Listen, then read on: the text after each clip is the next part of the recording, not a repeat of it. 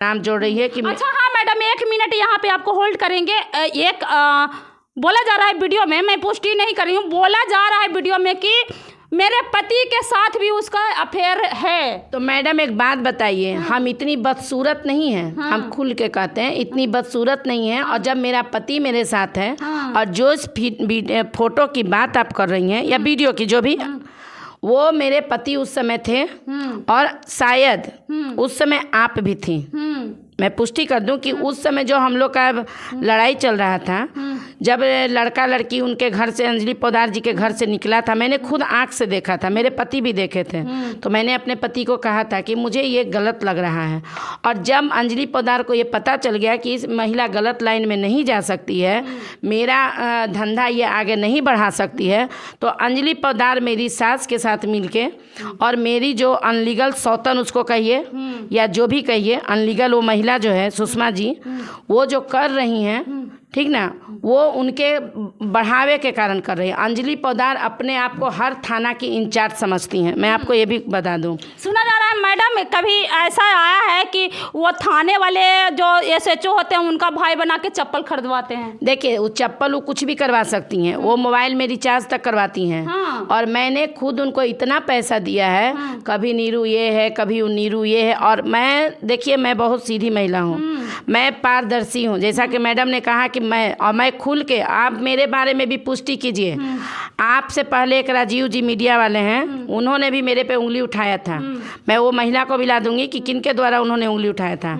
तो मैंने राजीव जी को भी ये कॉल किया था कि राजीव जी, मेरे बैकग्राउंड के बारे में आप बहुत कुछ जान रहे हैं, तो कृपया ये कीजिए कि मेरे बारे में भी खंगालिए। आप मीडिया है ना, तो आप मेरे बारे में खंगालिए और अंजलि पोद्दार के बारे में भी खंगालिए। अच्छा मैडम, कहने का मतलब है कि आपका जो भी लाइफ जीवन है उसमें कहीं ना कहीं अंजलि पोद्दार ही तार जीवन अभी जो मेरे साथ प्रॉब्लम क्रिएट हो रहे हैं, उसमें अंजलि पोद्दार का 100% हाथ है।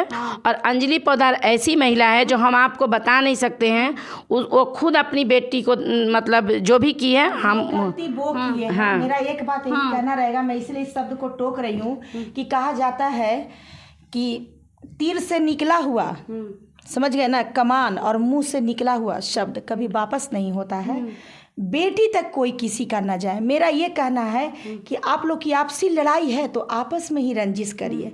बच्चों को, किसी के भी बच्चा हो, बच्चा होता है, उसका भविष्य है, बच्चों की नाम न लीजिए और बस उनके बारे में। हाँ, तो मैं कुछ लेना ही नहीं चाहती थी, लेकिन अंजलि पोद्दार जो मेरी सास के साथ या इनकी जो अनलीगल वाइफ है, उसको जो लेकर वो मेरे से बदला निकाल रही हैं। अच्छा। क्योंकि वो देख रही हैं कि मुझे ये बैठा दी और ये कंटिन्यू काम कर रही है, तो उनको मेरे से जलन है, वो मेरे से बदला ले रही हैं। और उन्होंने किसी से कहा भी है कि हम इसकी सास और इसकी जो राजेश की जो दूसरी वाइफ है उसको बहकाएंगे और इसको बर्बाद करेंगे, उन्होंने कहा है, और मैं ये पुष्टि करूंगी।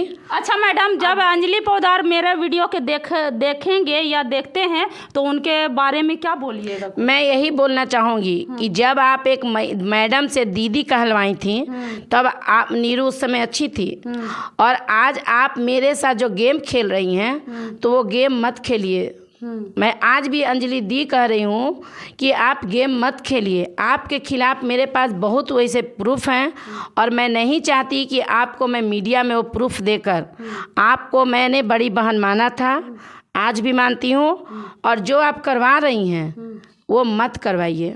अच्छा, ये नीरू मैडम थी जो बोली कि नहीं, इस तरह के महिला के ही दुश्मन नहीं बनना चाहिए। यहाँ पे बहुत मुद्दा और है, जो जिनका अलीगल पत्नी बोला जाता है उन्हीं का पति हैं। क्या नाम है, परिचय आपको करवाते हैं। क्या नाम हुआ भैया आपका? मेरा नाम राजेश कुमार सिंह है। भैया, आपको सुना जा रहा है कि बहुत सारे प्रताड़ना किया गया है, बहुत सारे मारपीट हुआ है, क्या इस पे कुछ बोलिएगा? देखिए, आज हम 20 साल से अपने परिवार से, माँ से, भाई से प्रताड़ित हो रहे हैं। मतलब क्यों प्रताड़ित हो रहे हैं, क्या कारण इसका क्या है? कारण यही है कि एक शब्द में बोला जाए तो, अगर हम माँ के कहने का मतलब है कि हमारा माँ का जो नेचर है, अगर उसके मुताबिक चले कोई भी व्यक्ति, हम क्या, हमारा चचेरा भाई हो, ममेरा भाई हो, या कोई भी जो उसके मुताबिक चलेगा वो उसके लिए सही है, नहीं तो गलत है। अच्छा भैया, मारने आप जैसे आपको इतना पीटा गया, मारने का क्या आवश्यकता, आखिर वहाँ क्या करने गए कि आप इस तरह से मतलब आपको पीटा गया? देखिए, सबसे बड़ी बात है कि माँ बेटे का रिश्ता होता है विश्वास का। हाँ। कल हमको माँ कॉल की कि आओ बेटा, आज मरे से पहले हम तीनों भाई को बंटवारा कर देना चाहते हैं। तो हम विश्वास में गए और वहाँ जाने के बाद बंटवारा का बात कम और इधर उधर का बातें ज़्यादा होने लगा। उस दरमियान हम बोले कि हमको निकलना है, जाने दो। तो फिर सब मिलके हमको पकड़ लिया, रूम में बंद कर दिया। और जो हमारी जो अपने आप को वाइफ है, बहुत सीधी सादी कहती है, वो और मेरा भाई मंझला और माँ तीनों मिलके हमको रूम में बहुत मारा है। बाकी आप मेरे हालात को देख ही सकते हैं। अच्छा दिखाइए यहाँ पे हालात किस तरह है, इनको किसी न किसी तरह से इनको पीटा गया है, ये बात सच्चाई है। यहाँ पे भैया का कान के पीछे कटा हुआ है। और इधर दिखाइए थोड़ा सा, मैडम है क्या? मैडम इस तरह होना चाहिए संस्था वाली मैडम के साथ?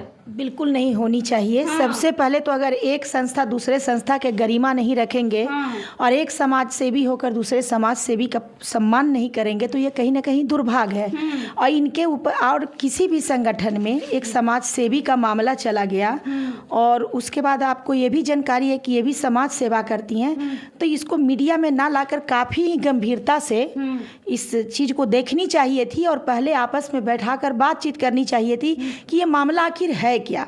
अगर मामला अगर ऐसा मीडिया में जाने लायक होता तो फिर मामला को रखा जाता, लेकिन यहाँ एक पारिवारिक विवाद है और पारिवारिक विवाद को कहीं ना कहीं बदले के भावना में आकर जिस तरह से लोग सोशल मीडिया पे दिखाते हैं, तो उनको ये नहीं पता चलता है कि अगर हम किसी पे सवाल करेंगे तो जवाब में मेरे ऊपर भी सब बहुत सारी चीज़ें सामने निकल के आ जाएगी। तो वही काम इनके माता जी के द्वारा किया गया। आपको ये ध्यान देनी चाहिए कि हमारी बहू समाज सेवी है और अगर हम अपनी बहू पे इस तरह का कोई आरोप लगा देते हैं, चाहे दूसरी पत्नी जो है उसको भी समझना चाहिए कि अगर हम अपने पति के ऊपर इस तरह के आरोप लगाते हैं और किसी संस्था में जाके, तो पहले तो उसका ये मांग होना चाहिए था कि मैडम हम लोगों को एक साथ बैठा के काउंसलिंग पहले कीजिए। तुरंत सोशल मीडिया पे आना कहीं ना कहीं उस महिला का ये तो शो कर रहा है कि महिला को अपने घर परिवार का सम्मान का जरा भी ख्याल नहीं है, अपने पति का सम्मान का जरा भी ख्याल नहीं है। क्योंकि काउंसलिंग बंद कैमरा भी किया जाता है जब पारिवारिक मुद्दा आता है और कहीं ना कहीं ये मामला एक समाज सेवी के साथ जुड़ा हुआ था, तो इस मामला को काफ़ी गंभीरता से देखने की आवश्यकता थी। आज इनकी मामला को सोशल मीडिया पे चला दिया गया, जिसके वजह से कहीं ना कहीं मजबूर हुई कि ये भी सोशल मीडिया पे आके अपने बातों को रखें।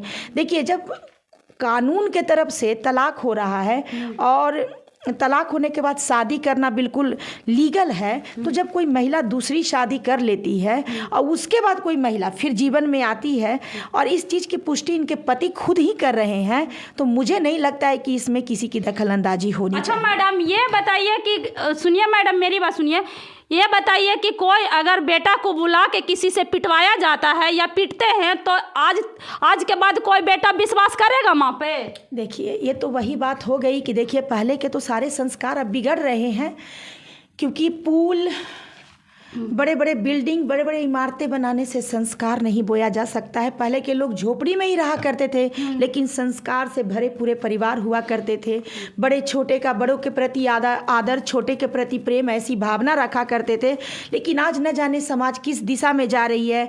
कहा जाता था कि पुत कपुत होती पर माता होती नहीं कुमाता, लेकिन यहाँ पे देखने को मिल रहा है कि एक माँ इस उम्र में, कहा जाता है कि बच्चा को उसी जगह उसी वक्त तक टोका रोका जाता है जब तक बच्चा समझने लायक हो। ये बच्चा का मतलब, ये बच्चा ऐसे ही बच्चा हमारे सामने उभर के आए हैं जो खुद ही एक गार्जियन बन चुके हैं। और इस उम्र में भी अगर एक माँ के द्वारा इतना इनके लाइफ में इतना इंटरफेयर हो रहा है, तो कहीं ना कहीं माँ में कमी देखी जा रही है। एक माँ के रोल में इस तरह का जो कहानी हमारे संस्था में आया है, कहीं ना कहीं बहुत ही शर्मसार करने वाली मामला है। और माता जी, आपके लिए यही कहना है कि अपने बच्चों को जीने दीजिए। अब आपका उम्र है राम कीर्तन करने का, हरि भजन करने का, ना कि पारिवारिक मुद्दा को क्रिएट करने का। हाँ बोलिए। सबसे बड़ी बात है कि जो भी है इसमें अंजलि पौदार का सबसे बड़ा हाथ है। अच्छा, अंजलि पौदार का बहुत हाथ है ना। ने थे अच्छा, एक बड़ी बहन, माँ के समान, मतलब। अच्छा भैया, एक बात पूछना चाहते हैं, जब अंजलि पौदार का रूम में से लड़का लड़की निकल रही थी तो उस समय आप एक्शन क्यों नहीं लिए थे, जबकि आप वहाँ पे संस्था चला रहे थे? देखिए, हम एक्शन लिए थे। हाँ। कहा जाता है कि अगर 5 उंगली में से 1 उंगली खराब हो जाए तो उसको काट के नहीं हटाया जा सकता है, समझाया जा सकता है। हमने बहुत समझाने की कोशिश की, लेकिन उन्होंने उल्टे हम ही पर, मतलब हमारे वाइफ के बीच फ्रैक्शन पैदा करने लगी, जिसके कारण मजबूरी में हमको हटाना पड़ गया। अच्छा, ये भैया थे और नीरू मैम थे, और इस तरीका का मैटर आए हैं कि कहीं ना कहीं इन लोग का प्रताड़ना किया जा रहा है। ऐसा नहीं करना चाहिए। ये मुद्दा समझकर, ये खबरें समझकर आप लोग क्या समझते हैं, मेरा कमेंट बॉक्स में ज़रूर लिखें। मेरा चैनल अगर सुमन सच तक न्यूज़ है, लाइक, सब्सक्राइब, फॉलो ज़रूर करें।